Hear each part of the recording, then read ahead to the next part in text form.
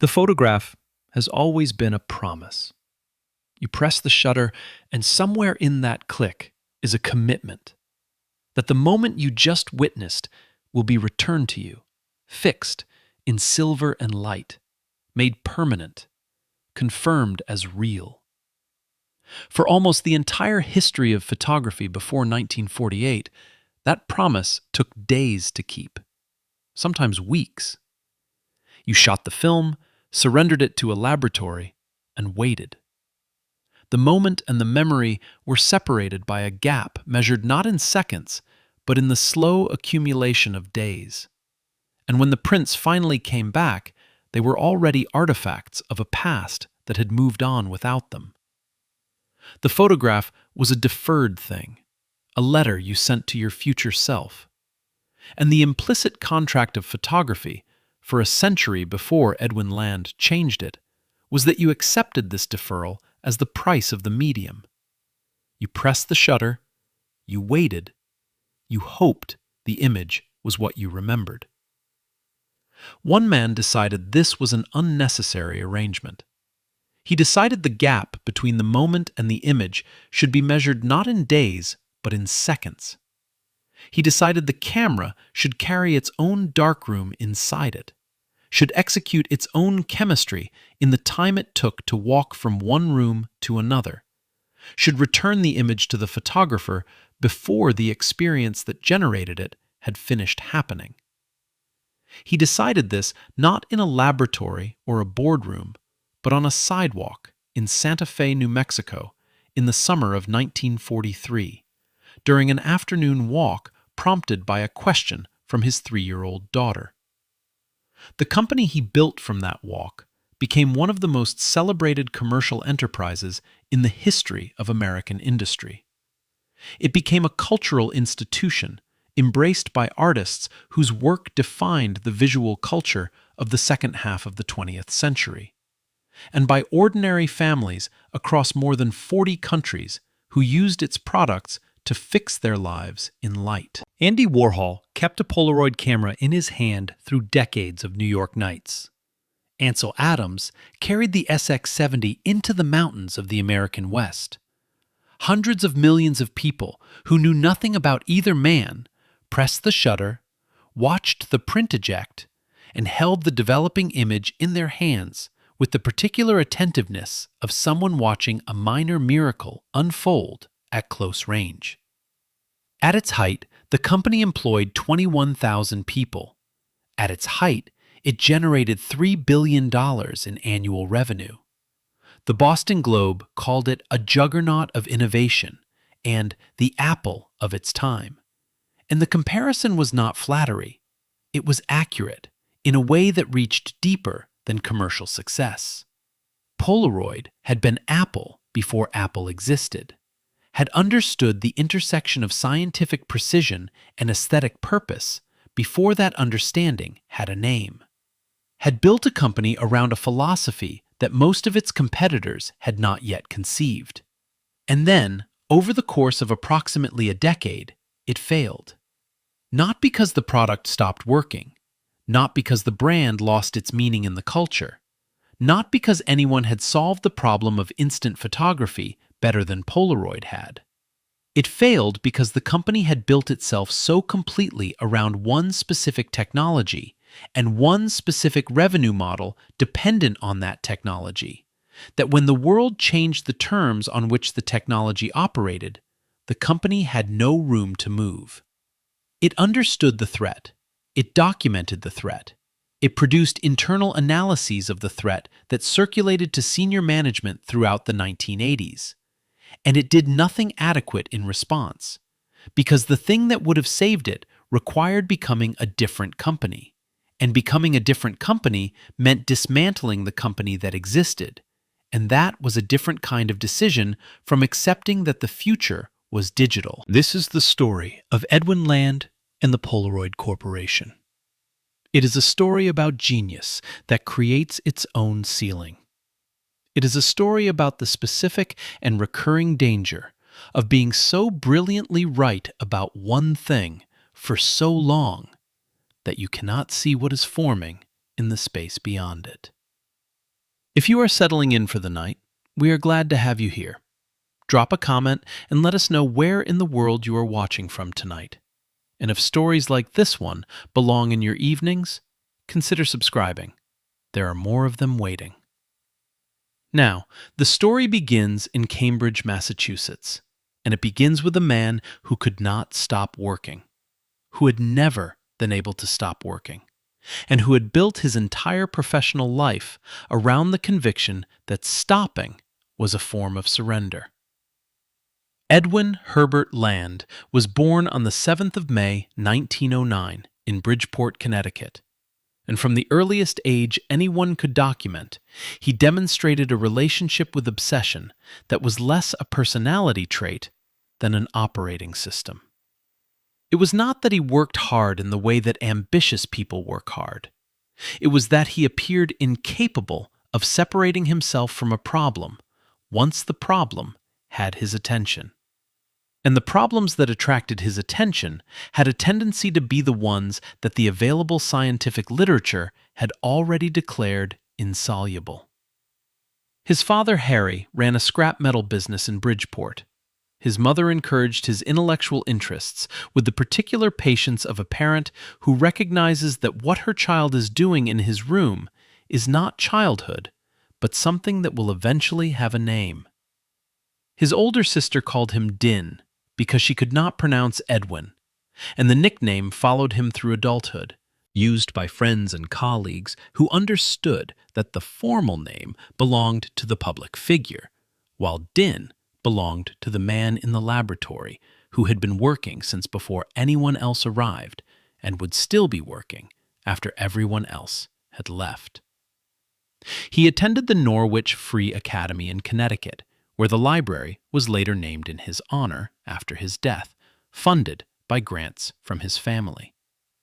He graduated in 1927 and enrolled at Harvard University to study physics and optics. He left after his freshman year. The reason was not academic difficulty. The reason was that he had encountered a problem more interesting than anything the curriculum offered, and he had concluded, at the age of 18, that the most direct path to solving it was to go where the work could actually be done, rather than wait for a curriculum to authorize the attempt. He went to New York. He was 18 years old, and he had no laboratory, no funding, no institutional affiliation, no formal credentials, and a problem that professional scientists, with all of those advantages, had been failing to solve for a century. The problem was the polarization of light. Light waves, in their natural state, vibrate in all directions simultaneously, an arrangement that creates glare, reduces contrast, and makes certain optical instruments less precise than they could be. Polarized light, constrained to vibrate in only one plane, eliminates glare, enhances contrast, and enables a range of optical applications that normal light cannot support. A prism capable of polarizing light for scientific instruments had been invented in 1828. It was expensive, fragile, difficult to manufacture in any useful size, and essentially impractical for consumer applications. The search for a cheaper, lighter, more versatile polarizer had been ongoing since then. Attempts had concentrated on growing large synthetic crystals of polarizing material, an approach that proved slow, unreliable, and ultimately limiting in the sizes it could produce.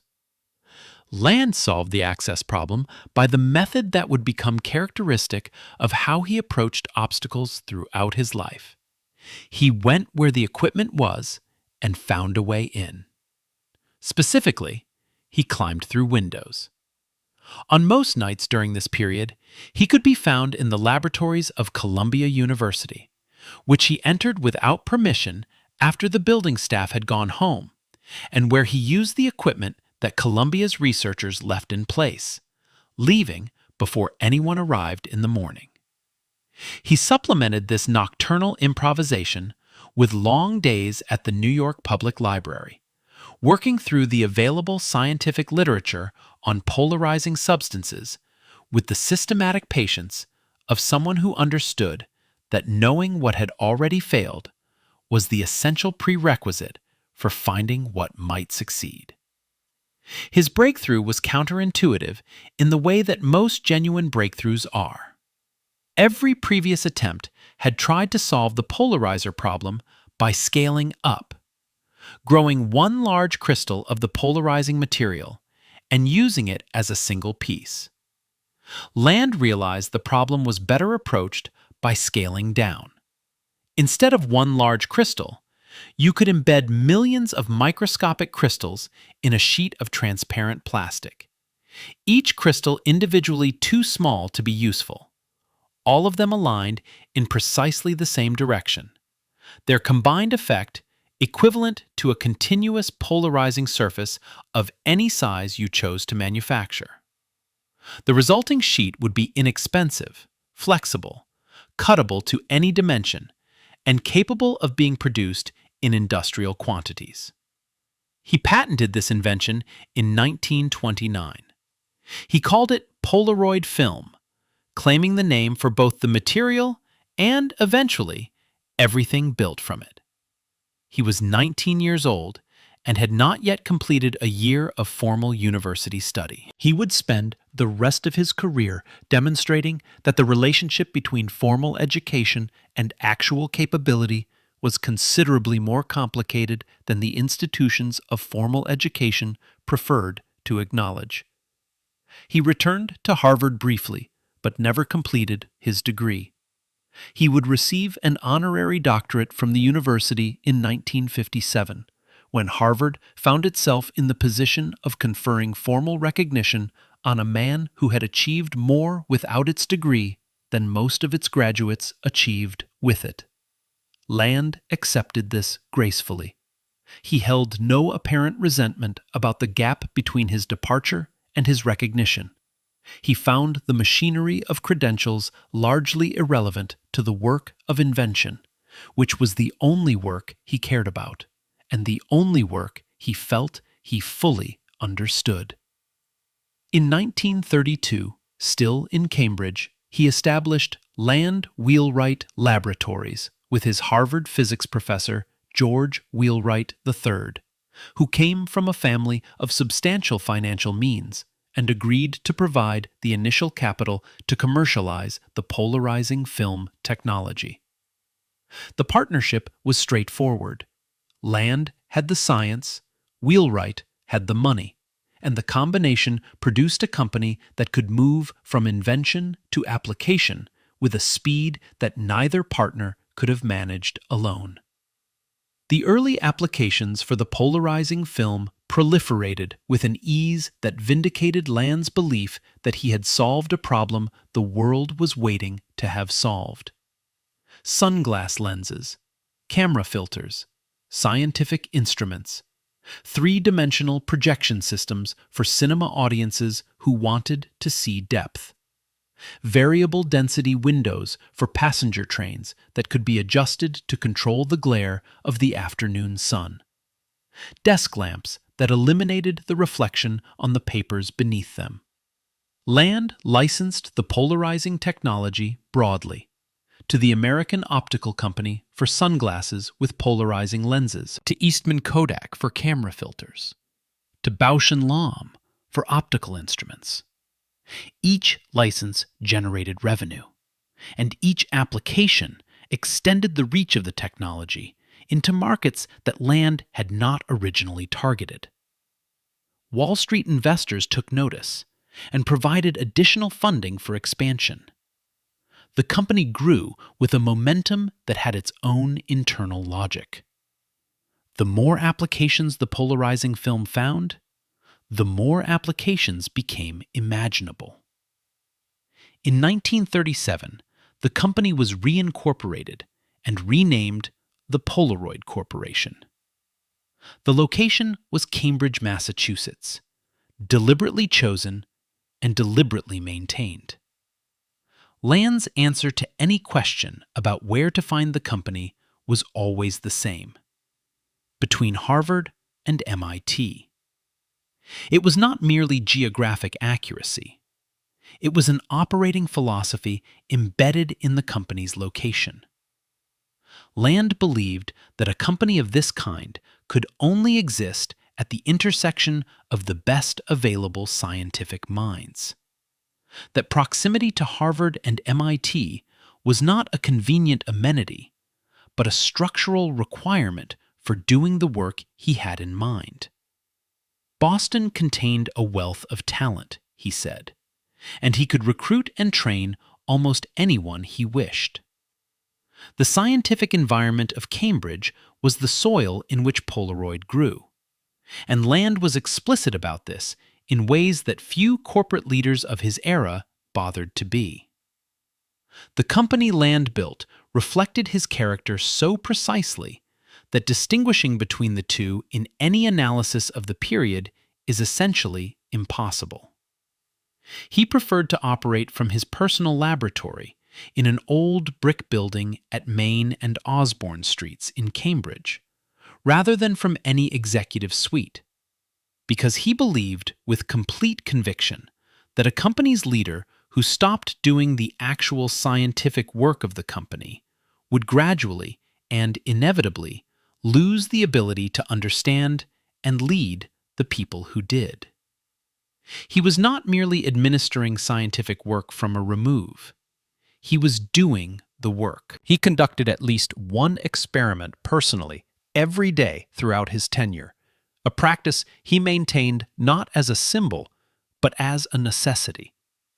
During periods of intense development work, he worked continuously, cycling through rotating teams of assistants as each one exhausted itself and needed to be replaced while he continued. He was reported to forget meals entirely unless food was physically brought to him. He wore the same clothes for days during particularly absorbing research phases.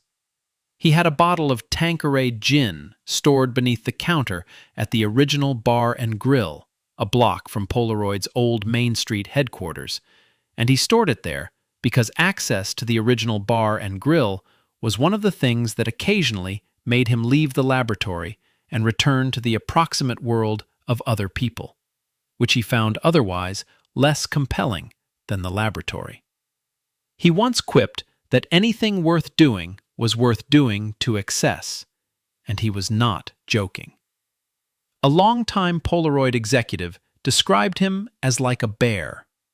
You could admire the bear, you could do things with the bear, but you had to be very careful not to be eaten by the bear. The description captures something real about Land as a workplace presence, inspiring and demanding in equal measure, operating at an intensity that most people could not sustain and that he apparently could not reduce. His employment practices were, for the era in which he was building the company, remarkable. He insisted on hiring women and people of color for research and management positions at every level of the organization, decades before this was required by legislation or expected by convention in the American corporate world. During the 1960s, he began outreach programs working with disadvantaged communities along the East Coast of the United States. The culture of Polaroid as a workplace was famous in Cambridge for treating its employees as collaborators in a shared scientific project, rather than as interchangeable units of production. The bonuses during the golden years were so substantial that the Ford dealership directly across the street from the Waltham production plant planned its inventory promotions around Polaroid's bonus distribution days. By the time of his retirement, Land held 533 patents in his name, second in American history only to Thomas Edison's 1,093. He was awarded the Presidential Medal of Freedom in 1963 by President Lyndon Johnson, the National Medal of Science in 1968 by the same president, and the National Medal of Technology in 1988. He was inducted into the National Inventors Hall of Fame in 1977. He received honorary degrees from Harvard, Yale, Columbia, Carnegie Mellon, Brandeis, Tufts, Washington University, the Polytechnic Institute of Brooklyn, the University of Massachusetts, and several other institutions.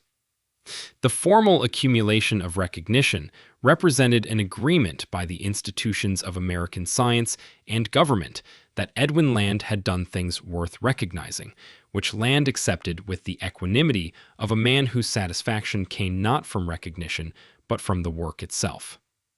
He was consulted by the United States government on intelligence matters throughout the Cold War years.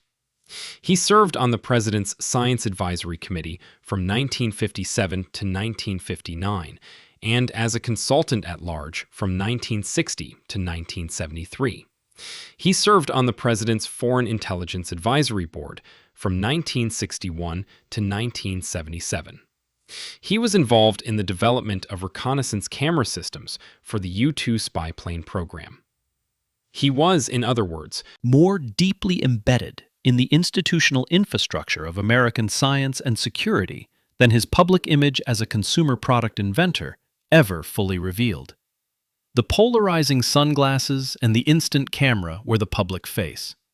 The classified camera systems and the presidential advisory roles were the background against which the public face operated. By 1943, he was 34 years old, the chief executive of a successful and growing company, the holder of hundreds of patents, a recognized figure in American science and industry, and he was preparing to take a family vacation in New Mexico. He brought a camera. It was not a Polaroid. Polaroid did not yet make cameras. It was a conventional film camera, which meant that the photographs it produced would not exist as visible images until the film was sent to a laboratory upon the family's return, which would take days at minimum and potentially weeks. He accepted this the way everyone accepted it, because there was no alternative to accepting it. He was about to create the alternative. Santa Fe, New Mexico, in the summer of 1943, was a town of adobe walls and high desert light. And on one particular afternoon, Edwin Land took a picture of his daughter. Jennifer was 3 years old. She asked him why she could not see the picture he had just taken of her. She wanted to see it now. Not after the trip, not after the laboratory had processed the film. Now. Land walked. He left Jennifer with her mother and walked through the streets of Santa Fe for approximately an hour, thinking about the question his daughter had asked. The question was simple and unanswerable in the terms then available to him. But Land did not experience it as unanswerable. He experienced it as a design brief. His daughter had identified a deficiency in the technology of photography, and the deficiency she had identified was the gap between the moment of pressing the shutter and the moment of seeing the result. She had asked, essentially, why that gap existed. And as Land walked through the charming town, he realized he had no satisfactory answer to give her, except that no one had yet found a way to eliminate it. He later recalled the walk in words preserved in the Harvard Business School archives.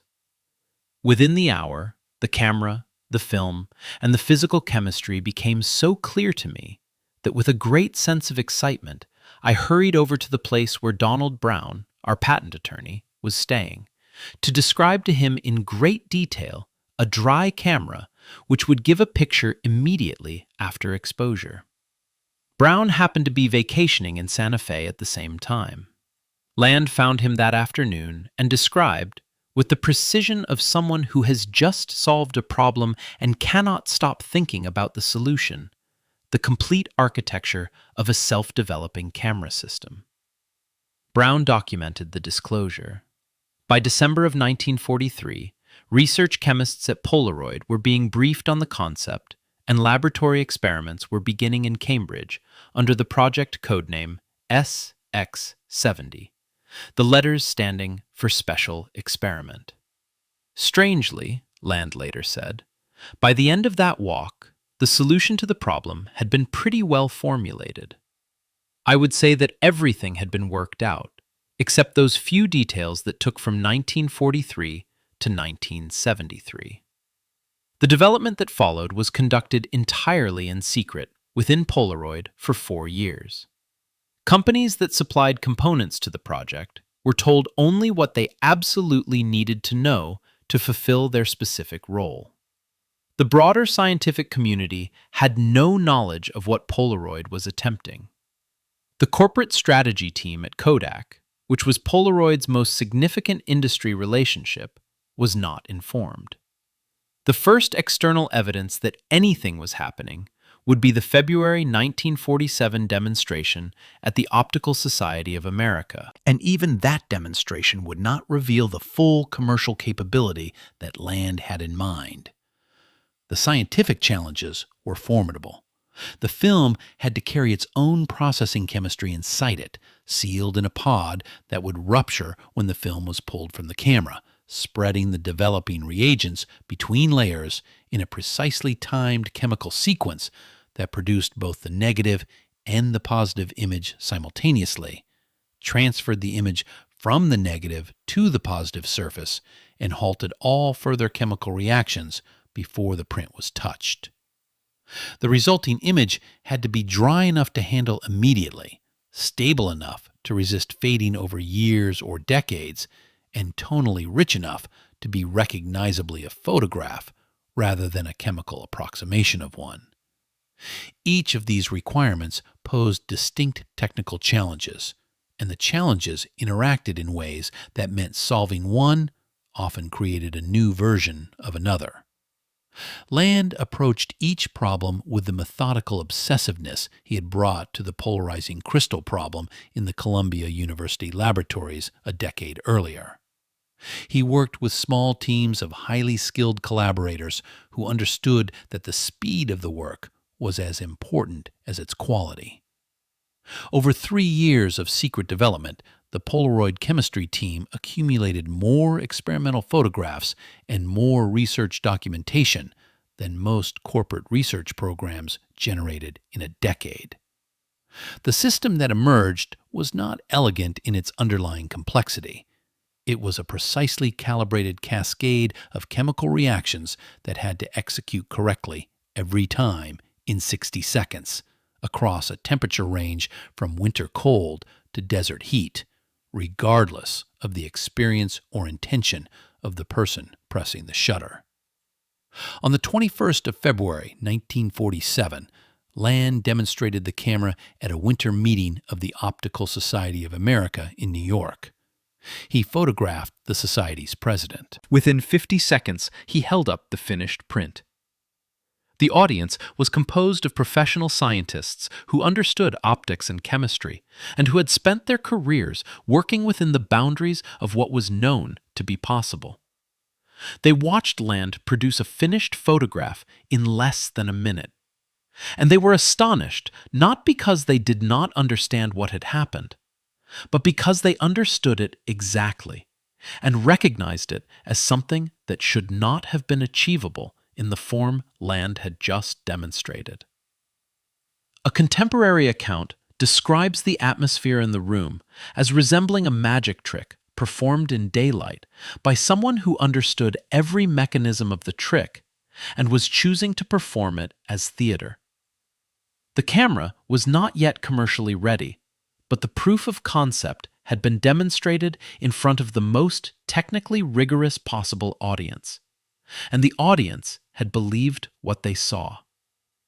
From February of 1947 through November of 1948, Polaroid refined the chemistry, improved the camera's mechanical reliability, and manufactured the first commercial production run. The quantity manufactured for the initial retail launch was approximately 60 units. 57 were brought to the demonstration location. The marketing team's estimate of how long the initial stock would last proved to be one of the most dramatic miscalculations in American retail history. The Jordan Marsh department store had been serving Boston since 1841. By 1948, it occupied an entire city block in the center of downtown Boston, larger in its physical footprint than Harvard's football stadium, selling everything from women's coats to kitchen appliances, drawing shoppers from across New England on ordinary days, and from across the state on the Friday after Thanksgiving, which was the day Polaroid chose for the debut of its instant camera. The choice of Jordan Marsh was deliberate and strategic. Polaroid was not launching a product for professional photographers, for scientific researchers, for the technically sophisticated minority who read photography magazines and haunted specialist supply stores. Polaroid was launching a product for people who happened to be Christmas shopping in a department store and who had no particular relationship with photography beyond a general sense that photographs were things their families sometimes took at special occasions. Jordan Marsh was where those people went. The day after Thanksgiving was when they went there in the greatest numbers. The camera was priced at $89.75. In the purchasing power of 1948, this represented approximately $1,600 in modern money. It was a significant expenditure for a middle-class family, not an impulse purchase, not a casual acquisition. Land had a theory about this price point. He believed a product must be accessible enough to reach the broadest viable market, but expensive enough to be taken seriously rather than dismissed as a novelty. Too cheap, and it would be treated as a toy. Too expensive, and it would be confined to the wealthy, and there were too few of them to build a business on. Just under $100 was the price at which he believed a product could reach the mass market, while retaining the quality associations that justified the purchase. Every one of the 57 cameras and every unit of accompanying film sold out on the first day of the demonstration. Not over the Christmas season, not in the first week, on the first day. The demonstration that produced this result was theater, and Land had designed it to be theater because he understood that what he was selling was not a camera. What he was selling was an experience, specifically the experience of watching 60 seconds of chemistry produce a photograph in front of you while you held the developing print in your hands. The camera was the apparatus that delivered the experience. The experience was unlike anything that had been on offer in the previous century of photography's commercial history. The act of pressing the shutter, receiving the ejected film unit, holding the pale square while the image darkened into existence across the span of a minute, was something that each person who watched it at Jordan Marsh in November of 1948 was watching for the first time in their lives. The darkroom had been abolished. The laboratory was gone. The gap between the moment and the memory, which Land had identified in Santa Fe 4 years earlier as a deficiency worth eliminating, was gone. The photograph existed in the same minute as the experience that generated it. You pressed the shutter, and you held the result while the people who had been there with you were still there with you. First-year sales exceeded $5 million, a figure that exceeded Polaroid's most optimistic internal projections. Nearly 1 million Model 95 cameras were eventually produced in the years following the launch, establishing the platform for the company's camera line for the next 15 years. The camera's design was refined continuously. Black and white film arrived in 1950, expanding the range of the product and reducing the cost per print in a way that made the system accessible to more consumers.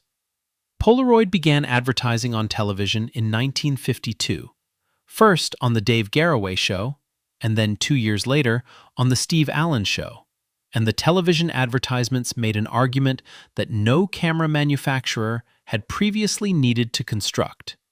This was something anyone could do. Not people with technical training, not people with darkrooms or chemistry knowledge. Anyone who could press a button and wait 60 seconds. The cultural reach of this argument was confirmed in 1963 when Polaroid introduced Polacolor film, providing full-color instant prints in 60 seconds. The product that had begun as a sepia-toned novelty in a Boston department store had become, in 15 years, a complete color photography system requiring no laboratory, no chemicals, no expertise, and no waiting of any meaningful duration. The gap that Jennifer Land had asked about on a Santa Fe afternoon had been closed in every dimension Land had promised it could be closed. The company that grew from those first 57 cameras at Jordan Marsh had, by the time of its peak, become something that defied ordinary corporate description. The Polaroid Corporation occupied several buildings in Cambridge, Massachusetts, spread across the intellectual territory between Harvard University and the Massachusetts Institute of Technology. The headquarters building at 784 Memorial Drive, purchased during the 1940s, was a streamlined modern structure, substantial enough in its architectural and historical significance to be added to the National Register of Historic Places in 1982. But the building that carried the most meaning for Land personally was never the headquarters. It was his private laboratory in an old brick building at Main and Osborne Streets, a space that looked like nothing from the outside, and that contained in its ordinary rooms and its workbenches crowded with equipment more significant scientific work per square foot than almost any building in Cambridge.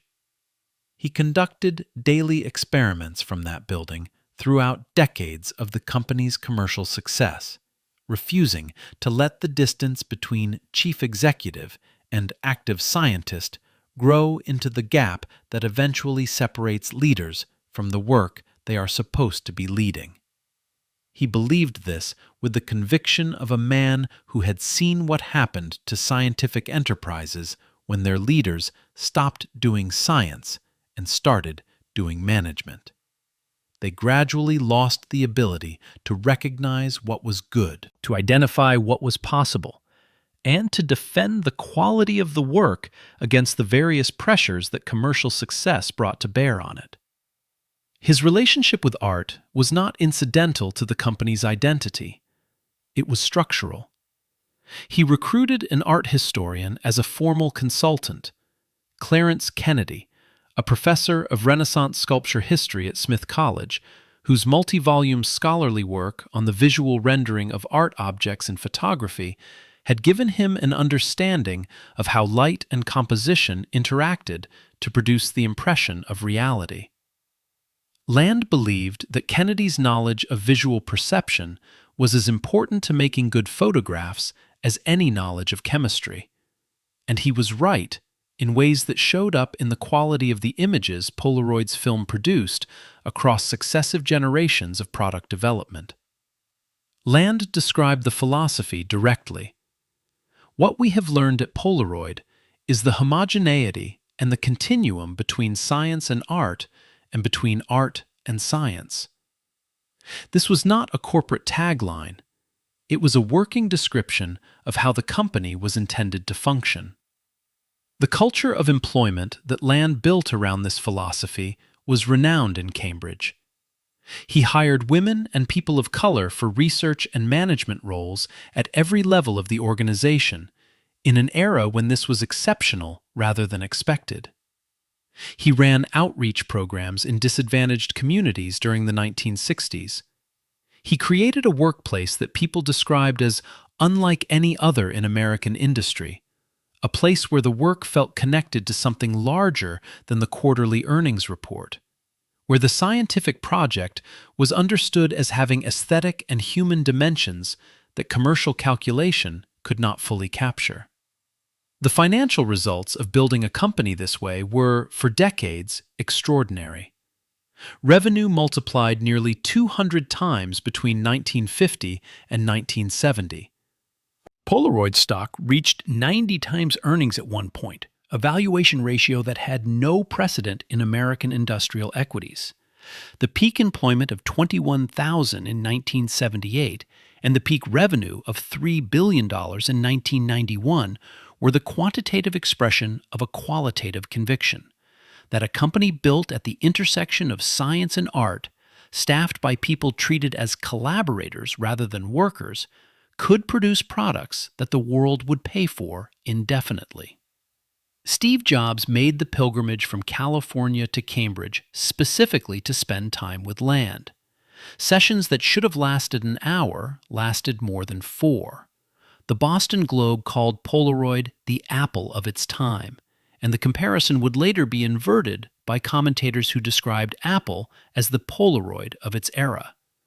Both descriptions pointed toward the same thing: a company whose products reflected a unified vision of what technology was for, held by a founder whose aesthetic judgments and scientific instincts were inseparable from each other, and whose departure from the company would eventually reveal how much of the company had been the person rather than the institution. In the early 1970s, in a secret laboratory on the 9th floor of the Technology Square building in Cambridge, the most ambitious project in the company's history was approaching completion. Land believed it would define his career and vindicate everything he had built. The project had been designated SX70 from its beginning in 1944, and it had been classified above all other Polaroid work throughout the decades of its development. Companies supplying components were told only the minimum required to fulfill their specific manufacturing role. Texas Instruments provided the circuitry for the camera's automatic exposure system without being informed that the circuit was for a camera, receiving only a set of functional specifications and no context. The secrecy was not corporate paranoia. It was the protection of a development process that Land knew would take longer than anyone outside the company would wait for if they knew it was happening. Every Polaroid camera produced before the SX70 required something from the photographer after pressing the shutter. Peel the film layers apart, time the development, dispose of the negative sheet. Each of these steps was simple. Land wanted to eliminate all of them. He wanted a system in which pressing the shutter was genuinely the last thing the photographer needed to do, in which the film unit ejected automatically and developed in full daylight in the photographer's hands, without any further intervention. He called this absolute one-step photography, and he meant the word absolute in its precise sense. No exceptions, no residual steps, no paper to discard afterward. The film would be its own container. The chemistry would execute itself. The darkroom had been abolished in the Model 95. It would be truly eliminated in the SX70. The film required for this system contained 17 distinct chemical layers, each thinner than a human hair, arranged in a sequence that had to execute a cascade of timed chemical reactions in full daylight, in whatever temperature and lighting conditions the photographer happened to be working in, without any external input after the film left the camera. The central engineering problem was the opacifier, a chemical compound that would block additional light from reaching the forming image during its development, preventing the image from being destroyed by the ambient light in which the photographer was standing, and that would then become transparent as the development completed, revealing the finished photograph beneath. This problem defeated the chemistry team for years. On the 21st of November, 1969, in Polaroid's Cambridge Color Laboratory, the opacifier worked correctly for the first time. 50 of the company's senior scientists crowded into the room to watch the test. When the exposed film began to clarify and the color image became visible, there was cheering and embracing and impromptu speeches from the people who understood what they were seeing. Land ordered a cake. Written across the frosted surface were the words, "And the darkness shall become light." More than 300,000 experimental photographs were made during the development phase of the SX70 to test and refine the film's performance across every combination of temperature, lighting, and humidity that a consumer camera would encounter in the field. 3 factories were constructed simultaneously to support the eventual product launch: a negative plant in New Bedford, a film assembly plant in Waltham, and a camera assembly plant in Norwood. The camera's exterior design was assigned to Henry Dreyfuss, the industrial designer whose portfolio included the classic Bell System desk telephone, the kind that sat on American desks for 30 years and that everyone knew how to use without being told, and the John Deere tractor, a machine that expressed its function in its form with a directness that made it identifiable from a distance at any angle. Land wanted the SX70 to have this quality, to look like what it was, to make its operation self-evident, to require no manual and no learning curve. The result was a collapsible, folding single-lens reflex camera in brushed steel and tan leather that, when folded flat, was thin enough to slip into a jacket pocket. The camera contained 200 transistors. Each film pack carried its own flat battery, thin enough to fit inside the pack, eliminating the need for the camera to maintain its own power source, and keeping the camera's weight at a level that made it something a person would actually carry, rather than leave at home because it was too heavy. Every detail of the design expressed Land's conviction that the distance between the camera and the photographer's daily life should be as small as possible. That a camera you left at home because it was inconvenient was a camera that had failed its fundamental purpose. Land demonstrated the SX70 in October of 1972 at Polaroid's annual shareholder meeting. He reached into his jacket pocket. He produced the folded camera. He unfolded it in a single motion.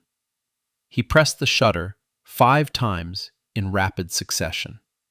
5 prints ejected automatically from the front of the camera. The shareholders watched the images develop in their seats. Life magazine featured Land on its cover with the headline, "A Genius and His Magic Camera." He claimed the system represented 20,000 individual technological breakthroughs. This may have been an exaggeration, but it captured the quality of the achievement, which was a product of extraordinary complexity that functioned with the apparent simplicity of pressing a button. The development cost was estimated at $600 million, with hundreds of millions more invested in the factory infrastructure required to manufacture at scale. At peak demand, Polaroid was manufacturing more than 5,000 SX70 units per day, and still could not keep pace with orders. Total sales of the system accumulated to more than $1 billion over its production run. The SX70 is held in the permanent collection of the Smithsonian's Cooper Hewitt National Design Museum in New York, the only photographic product in that collection, recognized as both a scientific achievement and a design object of the first order. Land himself described it as the combination of the dream he had been carrying since the Santa Fe Walk of 1943. 29 years between his daughter's question and the answer he had always known was possible. The SX70 was not merely a camera, it was a medium, and the artists of the 1970s recognized it immediately as offering a capability they had not previously had. Not simply the capability of instant photography, but the capability of holding the result in their hands while the making of it was still happening, while the thought that had generated the image was still present in their minds. Andy Warhol was rarely seen in public without a Polaroid camera in the years after the SX70's release. And by the time he had that camera in his hand, he had already been using various Polaroid models for more than a decade and had built a practice around them that would eventually produce tens of thousands of prints. He had first encountered Polaroid cameras in the 1950s, using earlier models as tools for preliminary sketching, seeing what a face or a composition looked like in a photograph before committing to the more elaborate processes of his silkscreen work. The SX70 changed this practice in scale and in intimacy. he took it everywhere.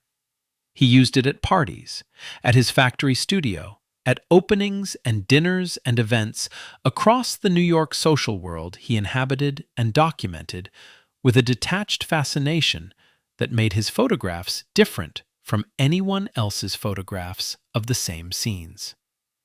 Each commissioned portrait session at Warhol's factory began with a Polaroid sequence. Dozens of test shots circling the subject, finding the angle, the expression, the light, the frame that would become the basis for the silkscreen. Mick Jagger, Debbie Harry, Jean-Michel Basquiat, Liza Minnelli, Yves Saint Laurent, Diana Ross, Dolly Parton. All of them were photographed in this way. The Polaroids serving simultaneously as working notes and as a visual archive of the era. Warhol charged $25,000 for a first commissioned portrait panel and $5,000 for each additional panel. The Polaroid sessions that generated these commissions he treated as artworks in their own right, not as preliminary sketches to be discarded. The Andy Warhol Foundation eventually bequeathed hundreds of Warhol Polaroids to museum collections, and they are treated today with the same seriousness as the silkscreens they were used to produce. What Warhol liked about the Polaroid, he said, was the intimacy of it. You could get close to people, and you could see immediately what you had. The instant feedback created a particular relationship between photographer and subject, a conversation rather than a transaction, in which the photographer could respond to the result in real time, rather than working from memory days later. The broader artistic community that the SX70 attracted was extraordinarily diverse in its orientations and its intentions. Ansel Adams, the landscape photographer whose large-format black-and-white images of the American West had made him the most recognized photographer in the country, used the SX70 to evaluate compositions in the field before committing to the time and effort of his large-format process. Being able to see a finished print on location, he said, allowed him to assess the quality of the light and the balance of the frame in a way that no mental note or preliminary sketch could replicate. Robert Mapplethorpe used Polaroid throughout the early phase of his career because his work was too explicit to be sent to a commercial laboratory, without the risk of attracting exactly the kind of attention he preferred to avoid, and because the instant result suited his impatient, direct temperament. The Polaroid allowed him to work in private and to see the result immediately, conditions that freed him to make the images he needed to make without the institutional intermediary of the darkroom. David Hockney, who had a parallel relationship with Polaroid that was entirely independent of the fashion for it among his New York contemporaries, used the SX70 prints as building blocks for large composite portrait works that challenged the conventional photographic assumption that a face could be captured in a single moment from a single angle. He tiled dozens of prints into portraits that depicted the subject across multiple instants and multiple perspectives simultaneously, producing images that argued against the photograph's claim to objectivity while using the photograph as their raw material. One of these composite works sold for $194,500 at Sotheby's in 2010. Lucas Samaras discovered that the early SX70 film's emulsion could be physically manipulated during the development process, pushed and distorted with a stylus, a pin, or an eraser while the chemistry was still active and the image still forming. The resulting photographs were expressionistic self-portraits that bore no relationship to the documentary qualities of conventional photography. Images in which the photographic process had been converted into a medium for physical intervention rather than faithful recording. Polaroid's own response to this discovery was ambivalent. Land had designed the SX70 as a system for producing beautiful, faithful images, not as a material for abstract intervention. And the manipulation of the emulsion was not something the company had intended or anticipated. But the artists found it before Polaroid could prevent it, and the company eventually recognized that what artists did with its products enhanced the product's cultural standing, even when the use diverged from its intended purpose. Polaroid formalized its relationship with the art world through the Artist Support Program, which provided free cameras and film to significant creative figures in exchange for donated works and detailed technical feedback on performance and quality. The program served multiple purposes simultaneously. It generated cultural credibility for the brand by associating it with the most important photographers and visual artists of the era. It placed Polaroid at the center of conversations about the nature of photography as an art form, conversations that Land believed were as important as any technical development. And it produced genuine product testing by sophisticated users who noticed problems, limitations, and opportunities that consumer research would not have revealed. The Polaroid corporate art collection, assembled through this program over decades, eventually contained thousands of prints by major artists working across multiple generations, held in storage and occasionally exhibited, constituting one of the most unusual and under-recognized institutional art collections in America. At the same time that these figures were treating Polaroid as a medium for high art, more than 6 million cameras were being sold annually to ordinary families who used them for birthday parties, holidays, school events, and Sunday afternoons in the backyard. Every major Hollywood production used Polaroid cameras on set for casting documentation and continuity reference. Every fashion show around the world used them to photograph each outfit in sequence so that production staff could maintain the correct order. Modeling agencies used them for every new talent they signed, building reference libraries of instant prints because the Polaroid print was fast enough and cheap enough to serve as the working document of an industry that moved at speed. The white-bordered square became the universal visual shorthand for a memory being made in real time. By 1978, Polaroid as a brand name had achieved the recognition level of Coca-Cola and Mickey Mouse among American adults, which is to say that virtually everyone in the country knew what it was and what it meant. More than 6 million cameras were sold that year alone. Annual global production of Polaroid prints had reached approximately 1 billion, a figure that means 1 billion moments had been held in someone's hands while they were still present for the moment being documented.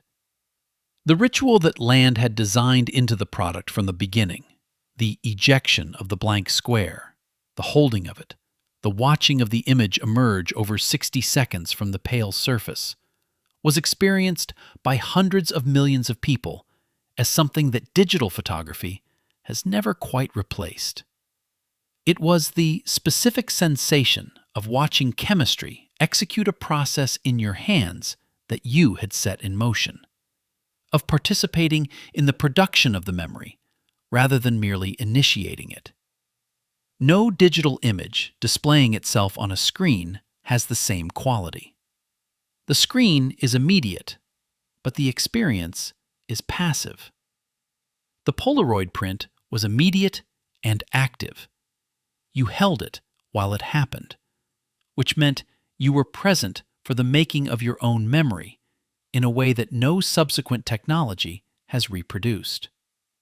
In April of 1976, Polaroid's monopoly on instant photography ended. The company that ended it was the same company that had been Polaroid's first major customer more than 30 years earlier.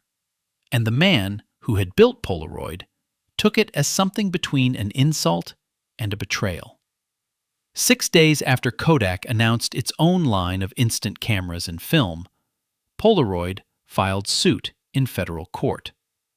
Kodak was 7 times Polaroid's size by any financial measure.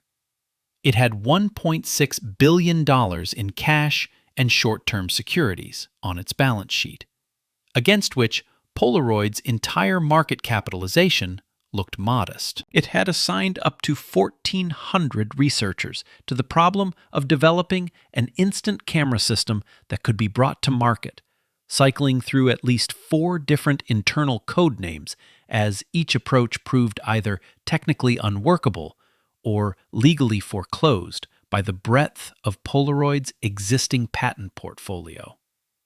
The internal code name for Kodak's instant photography program changed repeatedly over the years of its development as each iteration was abandoned and a new approach was attempted, a pattern that testified to the difficulty of doing what Polaroid had spent decades doing and that Kodak's management had apparently underestimated. The instant camera Kodak eventually produced differed from Polaroid's design in its external mechanics and in certain aspects of its film structure, and Kodak's legal team had assessed the risk of infringement before launch. The assessment proved wrong. Polaroid's lawsuit alleged infringement of 12 patents, covering not merely the camera's exterior, but the fundamental chemistry and film architecture that made the instant print possible. Land's response to being informed that Kodak had entered his market was recorded by people who were in his office at the time of the announcement. He said he was disappointed in them. They had all the resources in the world, he said, all the money, all those smart researchers, and all they had managed to produce was a copy of what Polaroid had invented. The complaint was not purely commercial. It was aesthetic and philosophical. A company 7 times Polaroid's size, with 1,400 researchers and a century of photographic expertise, had looked at a new market and produced not a new idea, but an imitation of an existing one. Land found this intellectually as well as commercially offensive. He had spent his career believing that invention was the only legitimate response to an unsolved problem, and Kodak had demonstrated, in his view, a fundamental failure of inventive ambition. The lawsuit that Polaroid filed in April 1976 would take 5 years to reach trial. A 75-day trial began in the Federal District Court in Massachusetts in October of 1981, producing a record that ran to millions of pages of documentation, testimony from hundreds of witnesses, and technical analysis of the most detailed kind. In October of 1985, the court found that Kodak had infringed 7 of the 12 patents cited by Polaroid. In January of 1986, the court issued an injunction ordering Kodak to immediately cease all manufacturing and sales of instant cameras and film. Kodak had sold approximately 16.5 million instant cameras in the decade since entering the market. Every single one of them became a useless object once the existing supplies of compatible film were exhausted, because Kodak was permanently prohibited from making more. Owners of Kodak instant cameras were invited to call a toll-free number and register for a compensation program, mailing in the camera's nameplate in exchange for a rebate or credit toward other Kodak products. 16.5 million people who had purchased a camera system in good faith found that the system had been declared legally invalid by a court, and that the manufacturer was legally prohibited from supporting it. The customer compensation program alone cost Kodak hundreds of millions of dollars, separate from the eventual damages award. The manufacturing facilities Kodak had built specifically for instant film production had to be dismantled. Jobs were lost, retail relationships were damaged. An entire business line was erased by judicial order on a single day. The New York Times declared the Kodak and Polaroid patent dispute the most prominent example of an increasingly pro-patent sentiment in American courts. A patent attorney at Apple Computer told the Wall Street Journal that the results showed the patent system was alive and well and very vibrant for those who had genuine inventions. The legal and business communities registered the result as a landmark in the history of intellectual property protection, a demonstration that patents could function as genuine barriers to competition rather than merely as opening positions in licensing negotiations. The damages phase of the litigation took a further 6 years to resolve after the infringement verdict. In 1991, the court awarded Polaroid $909 million in damages, rising to $925 million with interest included.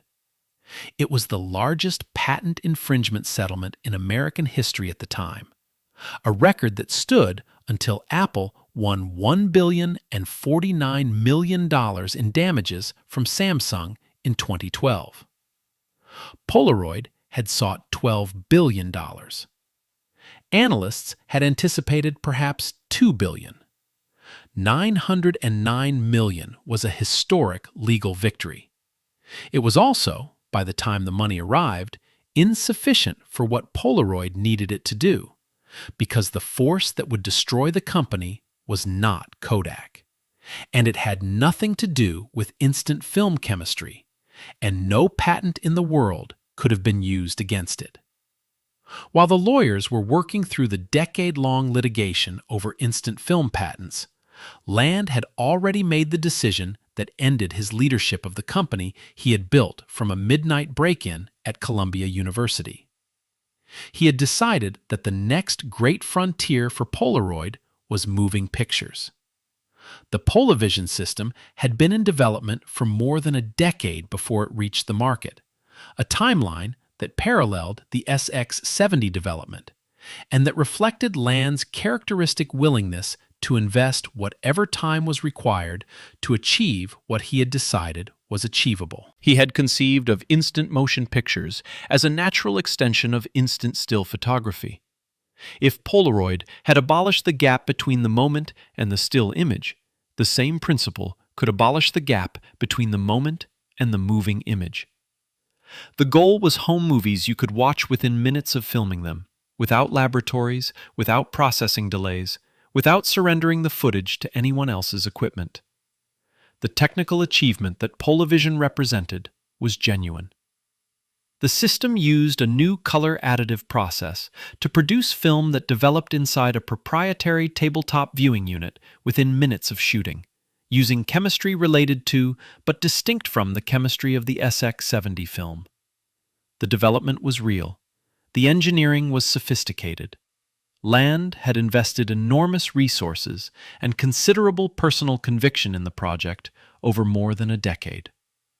What the system actually delivered was 2.5 minutes of silent film per cartridge, requiring very bright lighting conditions to produce an image of acceptable quality under normal indoor circumstances, viewable only on the proprietary tabletop unit that served as both developing chamber and projection screen, in a format that could not be played on a television set, could not be transferred to any other medium, could not be edited, could not be erased and reused, and could not carry sound.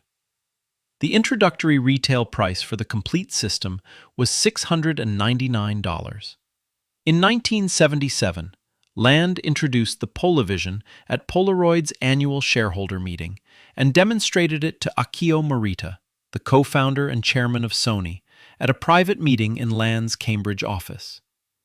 Eelco Wolf, Polaroid's longtime communications executive, was present throughout.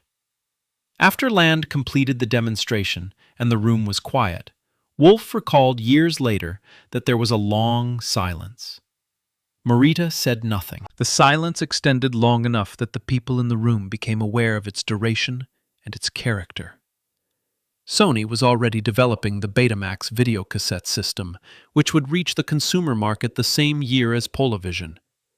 Morita understood what he was seeing and what its market position would be once the videocassette format was available. He was too courteous to say this in Land's office. The silence said it for him. Betamax reached consumers in 1977. JVC's VHS format followed immediately afterward. Both could record at least 1 hour of content with full audio on a cassette that played on any television set in the home, could be rewound and rewatched indefinitely, could be erased and recorded again without any additional cost. Polavision offered 2.5 minutes of silent footage, viewable exclusively on the dedicated tabletop unit you had paid for, along with the camera. The comparison required no analysis. It was over before it began. Only 60,000 Polavision units were ever sold, against a production run that had been planned at orders of magnitude larger. 2 years after launch, production ceased.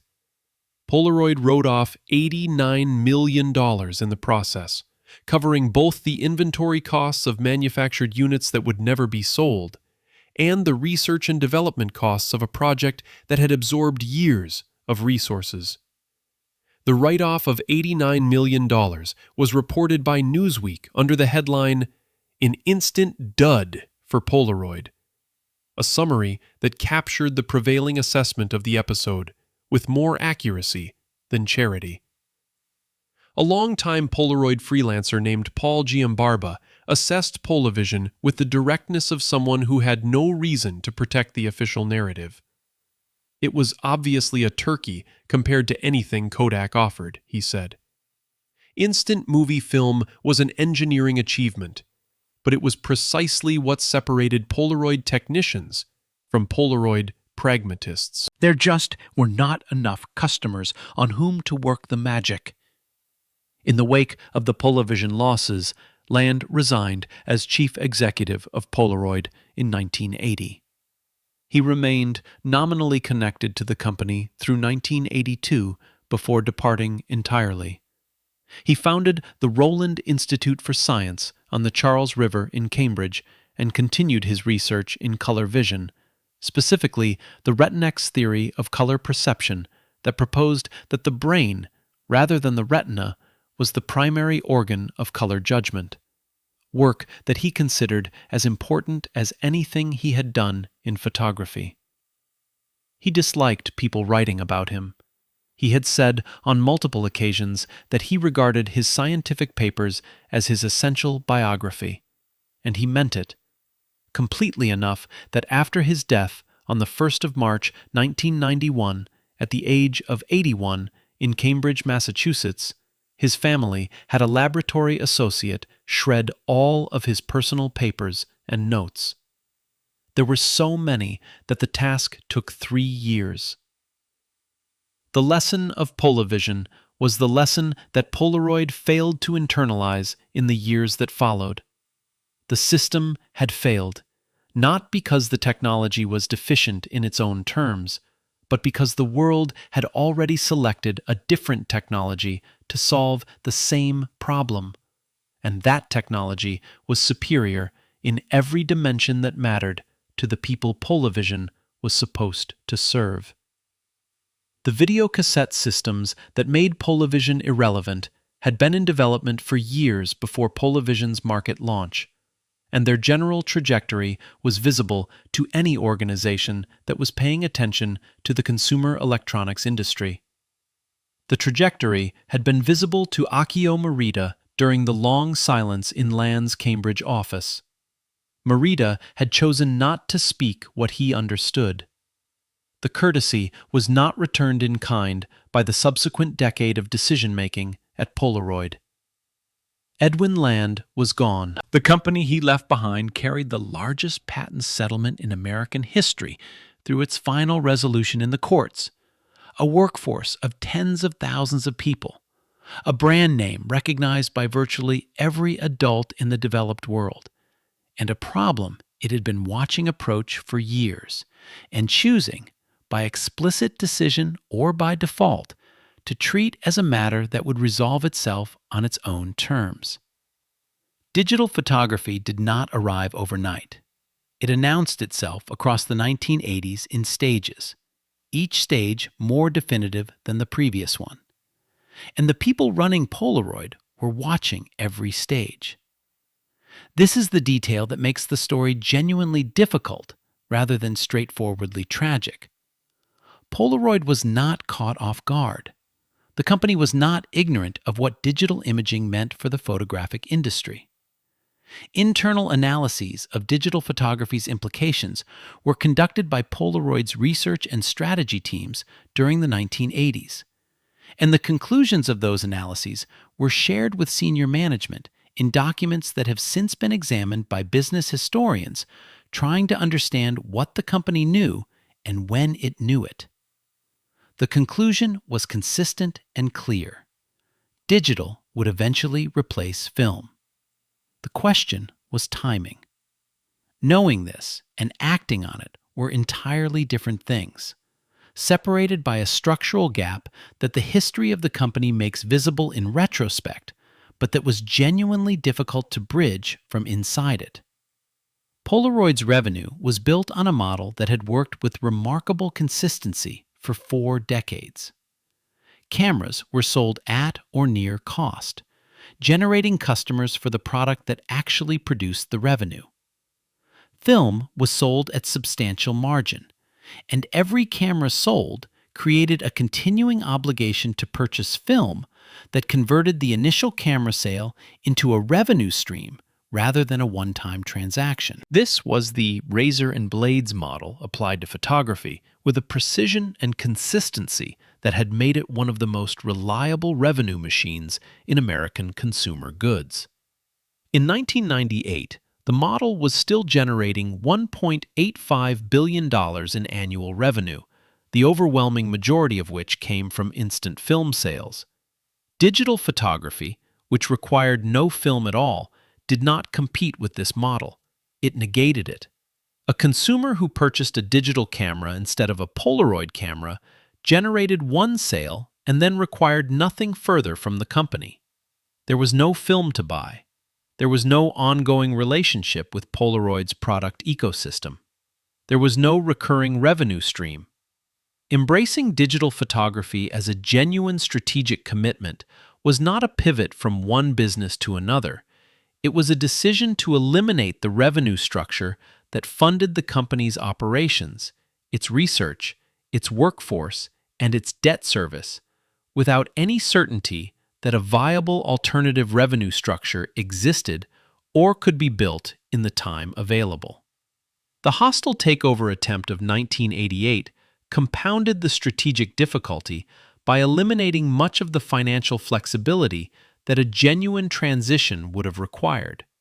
When the investment firm Shamrock Holdings made its approach, Polaroid's management responded with a defense that succeeded legally and failed strategically. The employee stock ownership plan and the $1.1 billion common stock buyback that constituted the defense kept the company independent. They also loaded it with debt obligations that had been generated not by investment in future capabilities, but by the necessity of protecting the present business from outside interference.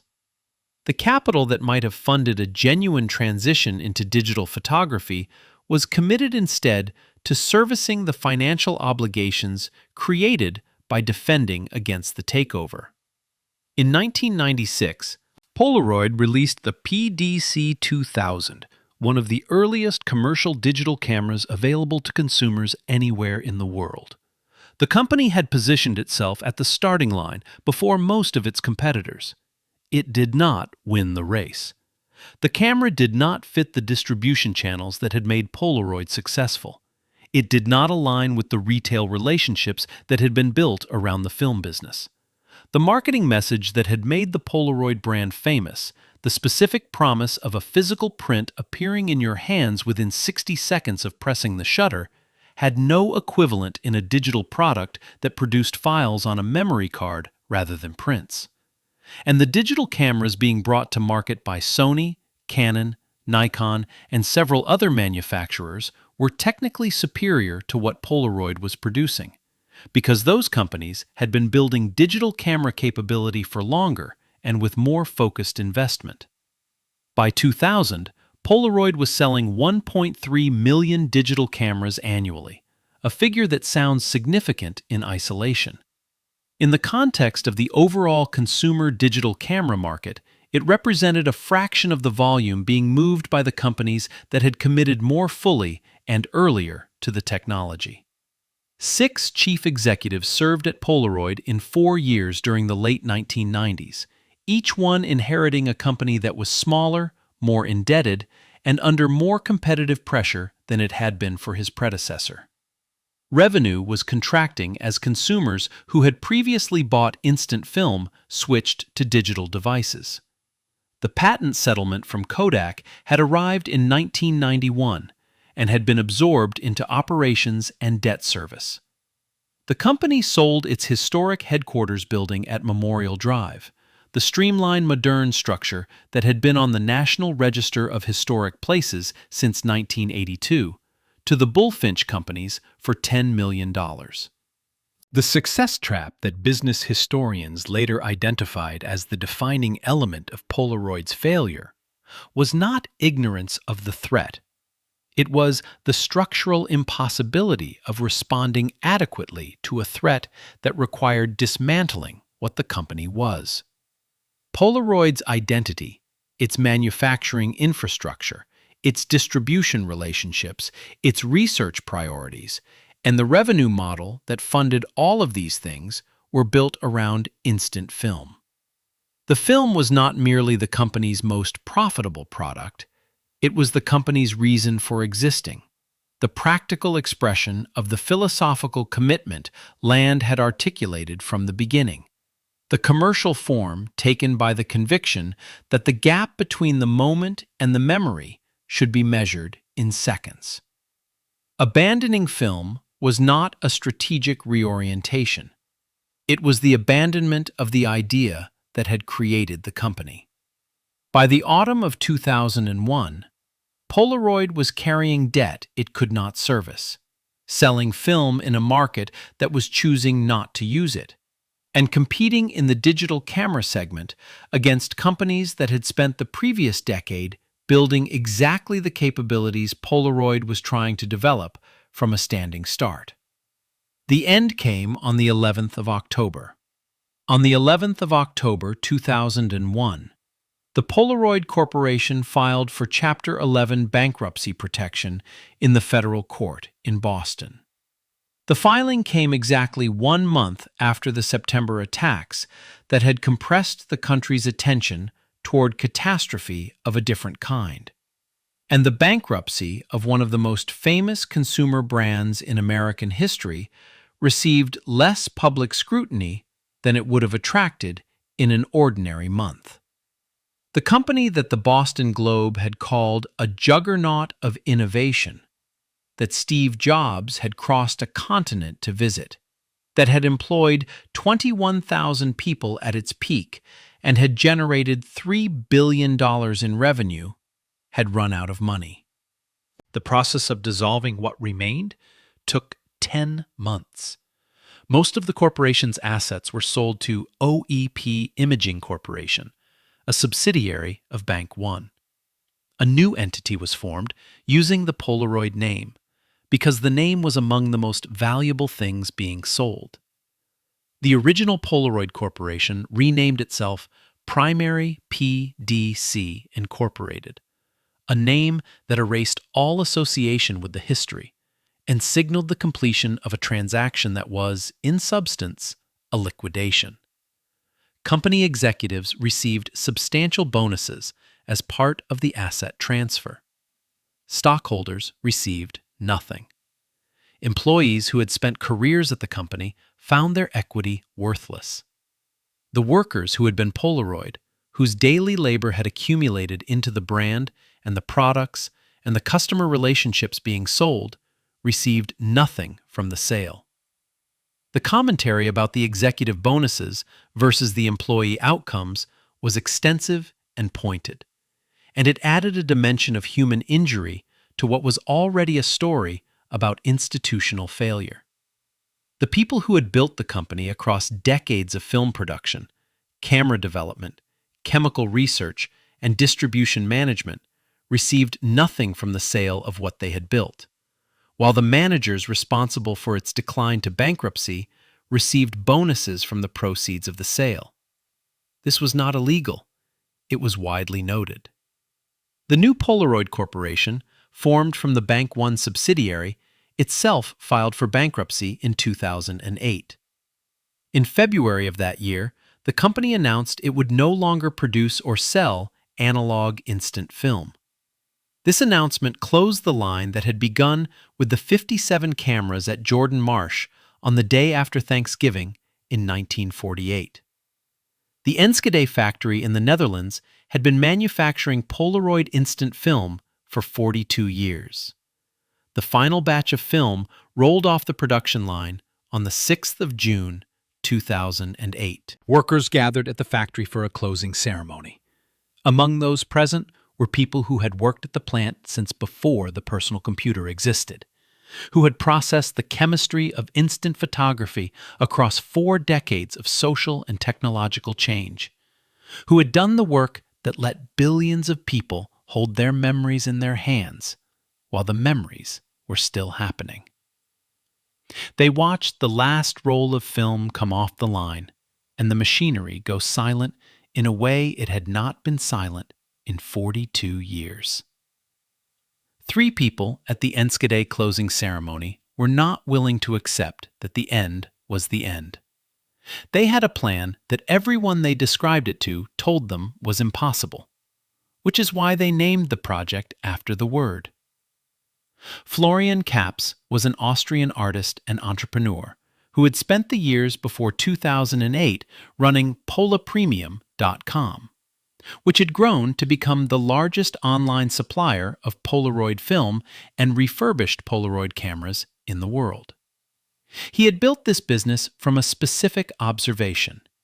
The community of people who cared about analog instant photography was large, geographically scattered, and not going away simply because the corporation that had served it had decided to stop.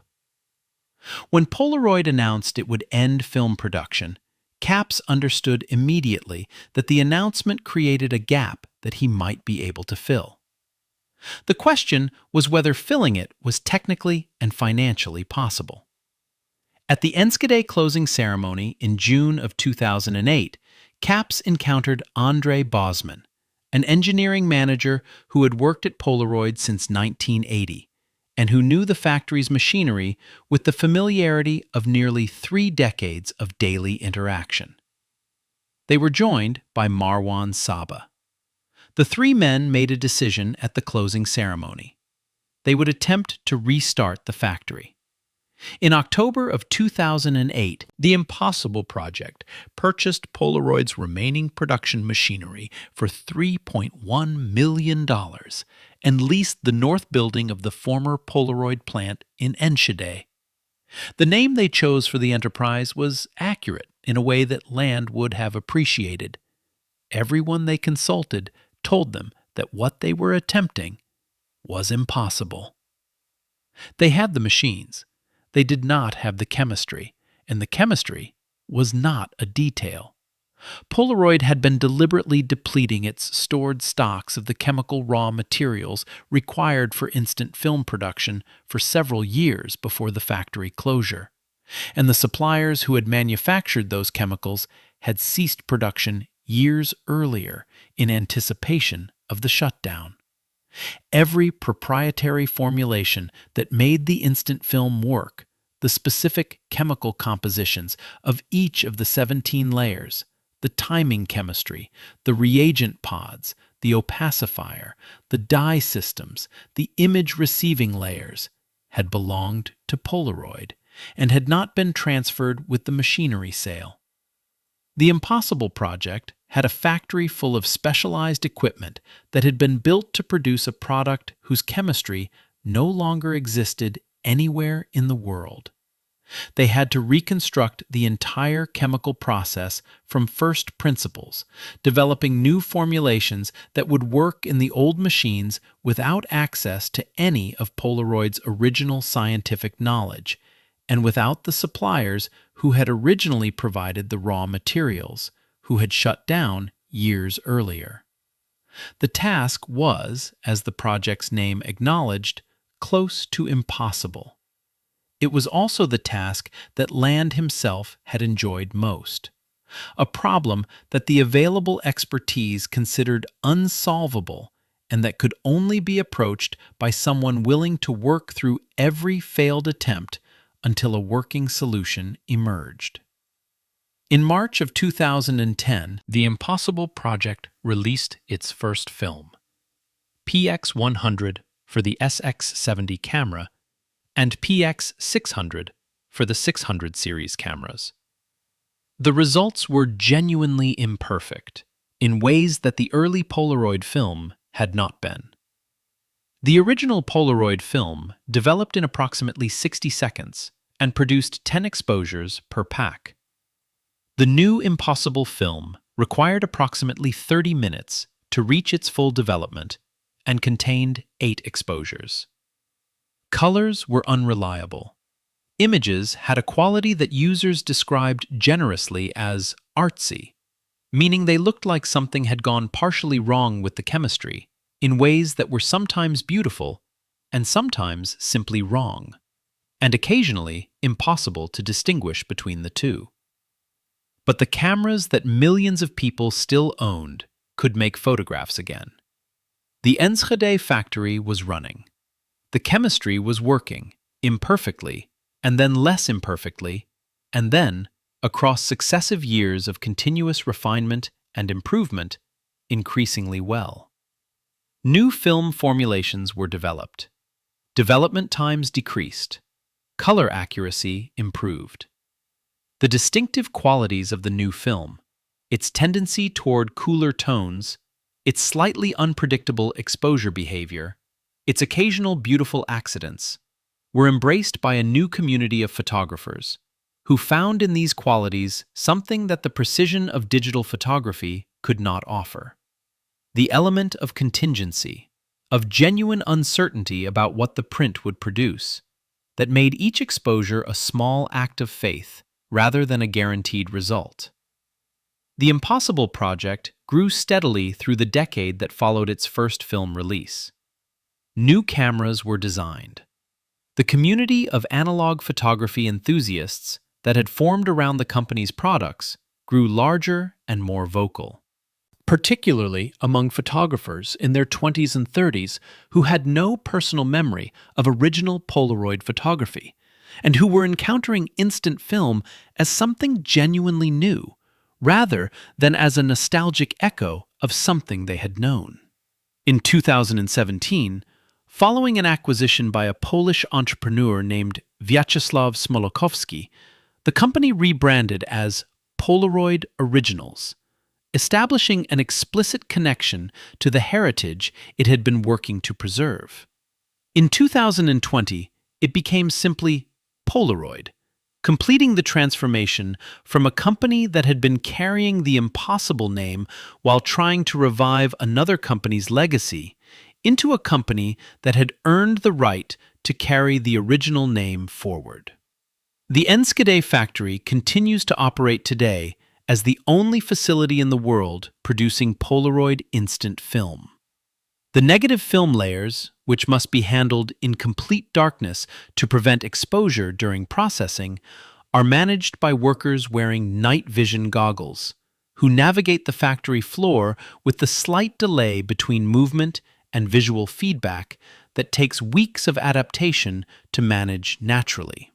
New cameras continue to be designed and released, The brand that filed for bankruptcy in 2001 is selling cameras and film to people who were not born when the original company collapsed, to people who seek the physical print, the 60-second development ritual, the white-bordered square, because digital photography's abundance has made its scarcity appealing in a way that the original company's dominance never could have predicted.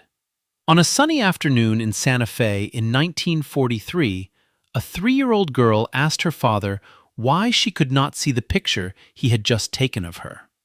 Her father walked through the streets of that town for an hour, and when he stopped walking, he had in his mind the complete architecture of something that did not yet exist. Within the hour, the camera, the film, And the physical chemistry became so clear to me, he said, in words preserved in the archives of Harvard Business School. Words that describe not a gradual process of scientific development, but a sudden, complete vision of a solution to a problem he had not known until that moment was his to solve. What Edwin Land built from that afternoon was not merely a camera or a corporation. It was a new relationship between human beings and their experience of time. He did not speed photography up in the conventional sense. He did not make it more convenient or more efficient. He collapsed the gap between the moment and its documentation so completely that the documentation became part of the moment itself. When you held a Polaroid print while it was developing, you were not retrieving a memory. You were present at the creation of one. The photograph and the experience it recorded existed in the same minute, the same room, the same pair of hands. No technology before or since has reproduced this quality with equivalent fidelity.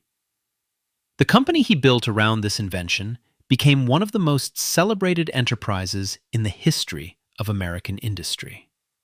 It was loved by the artists who found in its film a medium of unprecedented intimacy and immediacy, by the families who used it to document the ordinary events that constitute a life, by the scientists who used it to capture oscilloscope readings and laboratory results in the days before digital recording, and by the casting directors and fashion coordinators and identity verification systems and surveillance engineers who found in the instant print a practical tool that served their specific needs with a speed and reliability that no alternative could match.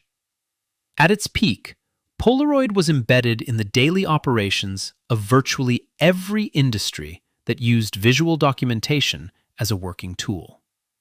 The failure that ended the original company was not a failure of the invention and not a failure of the brand. It was a structural failure built into the company's bones by the very success that had made it great.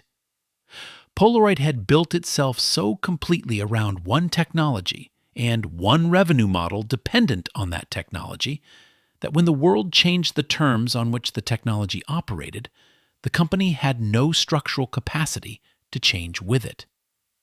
It understood the threat intellectually. It documented the threat in internal analyses.